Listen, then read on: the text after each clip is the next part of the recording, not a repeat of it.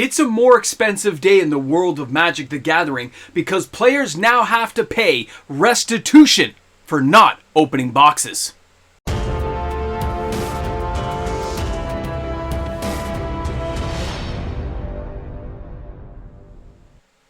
Moxman, what are you talking about? I'm not paying restitution. I haven't stolen anything from Wizards of the Coast. There's no lost property. You're going to pay them anyway. Welcome back, everyone. MTG Moxman here, and thanks again for hanging out with me on my channel. If you're new to the channel, if you like the Moxman, if you want to see more of this content from a guy who never graduated Magic University, then all you have to do is subscribe now. Turn on that notification bell, and you'll see me every single day. You'll get bored of me, you'll get tired of me, but you'll keep coming back. Welcome back, guys. Thanks for hanging out with me on the channel today. Enough of the seriousness. Let's talk about something here, and that is what is happening in the singles market. The reason I'm using the word restitution of stolen or lost goods is Wizards of the Coast, for all intents and purposes, have these boxes, the play booster boxes, the draft boxes, set boxes, bundle boxes, whatever you want to call it. It's product that they've sold. It's gone to distribution, it's sitting in their warehouses. And they expect to generate a certain level of income, a certain level of cash flow to their company for creating all this wondrous, awesome game that we get to enjoy. It's amazing to be able to play Magic every day if you can. So what happens when nobody buys the boxes? We did that video yesterday talking about it, and a lot of players, boiling point, they're not buying anymore. It's worse than before. They're not even going to look at a play booster box. They're going the singles route. Moxman, I am buying singles. I'm going to hit up the cards I want and not worry about it. I'm going to go back and buy an old box because it's cheaper to buy the old box. At least until those prices go up, that's where I'm going. But there's a real problem here, guys. The supply and demand issue, it's coming around. So at some point, somebody's going to open a box, right? Maybe it's your LGS and they open up a box. And that box has a certain value because, let's face it, that supply and demand, it isn't going anywhere. The supply is low, but the demand is starting to increase because, let's face it, guys, people aren't tired of making Commander decks. People still play Pioneer and Modern. People go ahead and play Standard a lot more than they used to. As these events are becoming more popular and people get back to the in-game battle of facing off against each other, mono on mono, in a competitive deck format, they need the cards. They got to find them. And some of these cards are kind of hard to come by. Some of these cards aren't really opened a lot, and in some cases, they weren't desirable at the time. And that's the funny thing about some of these older sets over the last couple of years. Yes, there's been some articles posted. There's been some information kind of brewing around about some of these prices. And I have mentioned this stuff before. So let me show you the first one here just to get the blood tingling a bit. This is Hullbreaker Horror. He's been reprinted already. He's come around again. And he's a $3 card. Not a big deal, right? Not a big deal. Who cares about that, Moxman? Bring us something else. Well, you probably have seen this card before. Shattered Sanctum. Why, look where that price has gone since around November. It's kind of disgusting how expensive that kind of land could be. That's weird, right? Well, how about when it comes from a box of Crimson Vow for 99 bucks? So it's an $18 land in a $99 draft box. Are there any other cards of expense in there, Moxman? Well, there could be, but even the collector boxes are only $159, and you can get like 3 or 4 of those lands easily of the different types. And yes, some of those cards are only $5, some are more. But what about older sets? What about Kamigawa Neon Dynasty? The point is, guys, these cards are going up in price. Bozuju and them are like $40. If you look at Kamada, the Fallen Tree, if you take a look at Otawara, the Soaring City, remember that video I did where I bought mine for $4 on release weekend, and now that card's $30? Why? Why do you think that is? Why are cards like that used to be $5 lands, now $18, $19? Why are Triomes going up in price? Why are stocks starting to dwindle on some of these cards? Because nobody's opening them! I didn't mean to yell at you. I'm sorry. But nobody's opening the cards. Nobody's opening these packs anymore. The money has moved on. But going back to some of these formats and creating new decks means you need the cards. You need to find an outlet, a vendor, a person who has them. There's your supply and demand issue. Because you want to get cards from me that I don't really want to sell. I'm kind of using them. So I'm using them in my deck. and I see it go up by $2 and $3 and $5, and over 2 or 3 months I see that that card's now $25. I think, wow, this thing's coming around for a reprint really soon. I might as well sell that card for the $25. And some other player, sucker, is paying $25. But here's the thing. We don't know what they're going to do with the reprints in the future. We don't know how they're coming about or in what sets they're going to put them in. Now, something like Bozuju Who Endures, Otawara, those cards technically could show up in a Modern Horizons 3. I might be willing to wait the extra couple of months to see if that product will contain any of these crazy cards. But here's the thing. If they contain those cards, you win. But you also lose. You win in the sense, yes, the prices might temporarily dip down. But remember that nobody's buying these boxes anyway. So if you're going to be looking at Modern Horizons 3 product where it's almost $500 a box, there's not going to be as much as you think out there.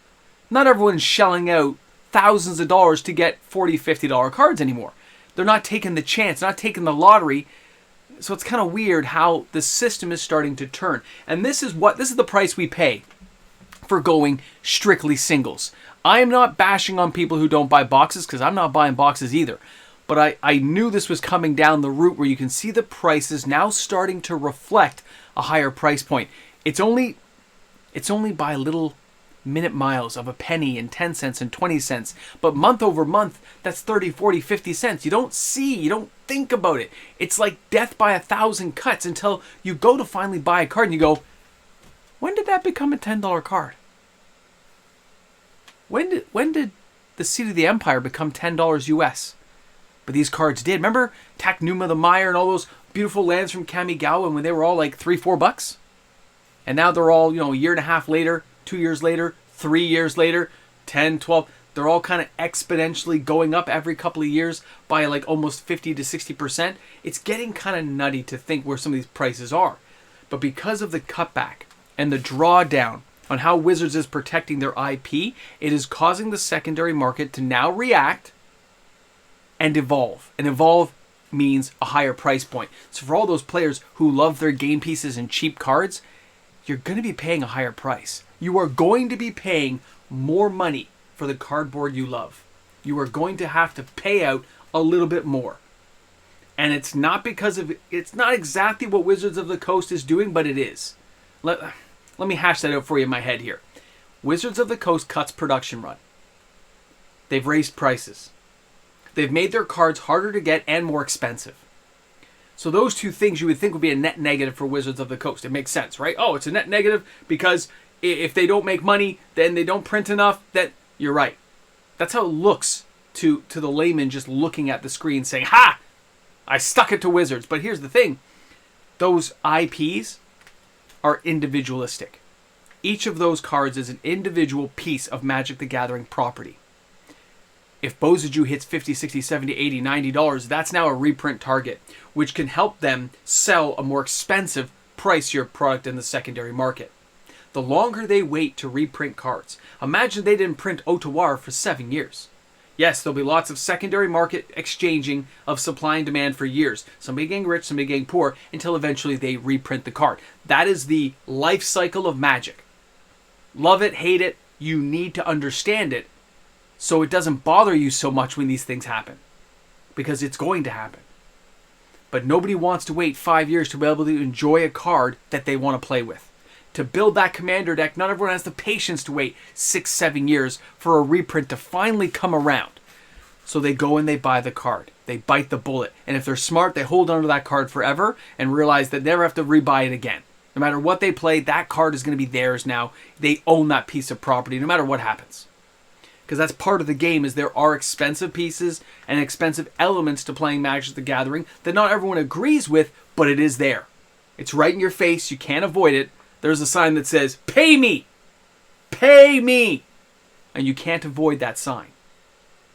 Now, this isn't a video here to bash on either side of the issue. It's to make an informed decision for players going forward that they understand that this is not only coming, it's already here. The sand is already shifted beneath your feet when you can see some of these cards going up. Crimson Vow is $99 a box for a draft box. There's no guarantee you'll get that $20 land in there. But when you start looking at all the cards that are $5, $4, $6, even at 50% of face value, there's starting to be a lot of value built up.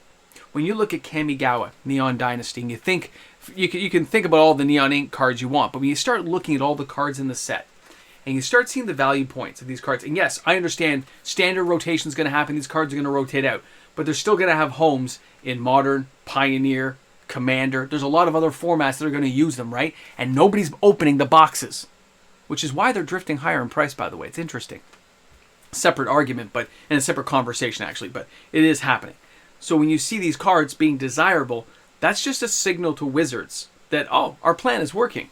The players didn't think it would, but yes, this is how we get away with our secret layers. This is how we get away with premium reprint products, because in case you guys haven't noticed, even things like Ultimate Masters, Double Masters 2022, some of these cards in those sets are starting to drift up.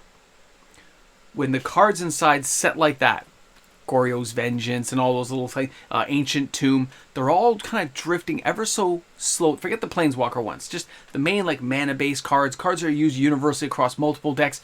Those cards are all gaining in value. It's very subtle, it's very slow, but if 9 cards go up in an Ultimate Masters box, which has been a dead product for years now, when all these cards go up by $4 or $5 a month in total, that means over the year it's $60, $70 in gained IP value due to lack of supply. The boxes start looking more attractive. You start wanting to open things. You start getting that idea that you can open a box and actually come out ahead. I still think it's a fallacy. It can't really work out that way because we know reprints will come and you have to wait too many years in between to get those boxes. But seeing the market evolve the way it is going to lend to that argument that you could open a box and actually come out ahead. Especially for some of the older boxes like I just showed you that haven't upshifted in price. Even things like March of the Machine, there are so many $15, $16, $20 cards that you kind of go, it's a lot of value there. If you even hit 5 or 6 of them, you basically covered like 60, 70% of a set box. But it's interesting as well, those boxes haven't dipped in value. There's been no sales, no deals, no burnouts or dumps on those products, which is interesting. Even the collector boxes have stayed over $300 Canadian. They haven't dove down in price, which means there's been a strong demand for those cards. Yes, but somebody's opening the product or it would be on sale. Somebody's getting to those products and opening them because the deals aren't there like they are for other products. I mean, it's not as if people are going to take a look at Midnight Hunt and go, I need that Meat Hook Massacre. Because it's the only expensive card in the set. But a lot of the other sets with these OK lands, the mana-based cards, the Triomes, they're all starting to move that direction.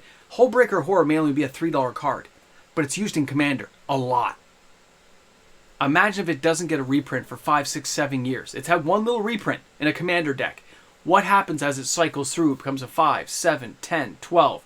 Before you know it's a $15 card. You're like, when did this card become a $15 card? I could have bought it for $2 5 years ago. You don't notice the passage of time and what happens when cards don't get regular reprints. And since I don't think Wizards is going to go that route, I think they're going to build up their IP. We talked about that last year. I think this is something players really need to at least hone in on the cards they want, focus on them, and maybe bite the bullet and buy some now before the upshifting in price. Now, of course, you want to look at the cards you want and you want to see if there actually is an upshift in those prices. Look at the cards as individual pieces and pick off the ones that you fear may jump up in value more than others, especially the mana-based cards, enchantments, and a few of the artifacts. I mean, that wedding announcement keeps going up. It's crazy, guys. Some of this stuff is just nutty. But it's cool to follow it and cool to look at it. And understanding it is such a big piece of the game because it allows you to stay ahead of the curve before things get bad. So to end things off, guys, thanks again for stopping by the channel and hanging out with me today for this video. I hope you guys had a great time like I did. And I look forward to seeing your comments in the comment section. And always remember, bring a friend to Magic. I'll see you guys tomorrow with another video. And here we go, guys. We are at the end credit scene. These are the amazing patrons and supporters of this channel who help get this content created every single day for everyone to enjoy. So I want to give a big shout out and thank you to each and every one of my patrons, my YouTube membership members. And of course, don't forget, guys, we are here 7 days a week with new content. I'll see you then. Welcome back to the ramble jamble. If you've made it this far in the video, it's Necronomicon time. Turn yourselves to page 697. Restitution of your soul. There is a price to be paid for only buying singles, and we are going to pay it.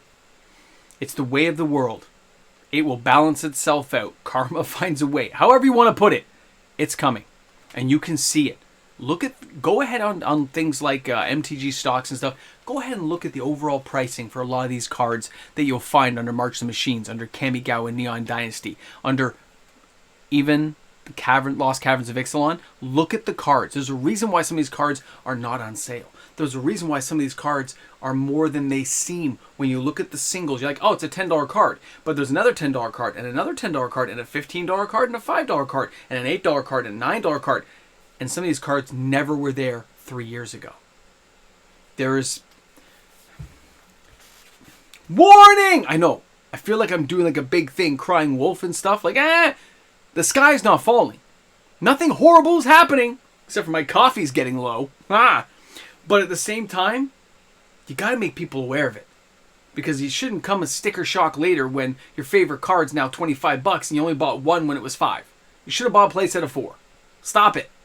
It's just the way it's going to be. We can't change it because people are not going to spend that much to open a box. So unless things go on sale or unless the prices get so ridiculous that it makes a player want to open a box, or stores, there will be some stores who will capitalize on this. Don't get it wrong, man.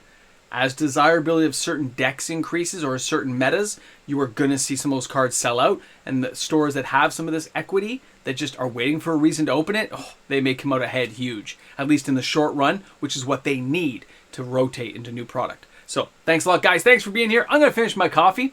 I'm going to use the air fryer that you guys, help me get. And we're going to, do some cooking. All right, man. Have a great one, guys.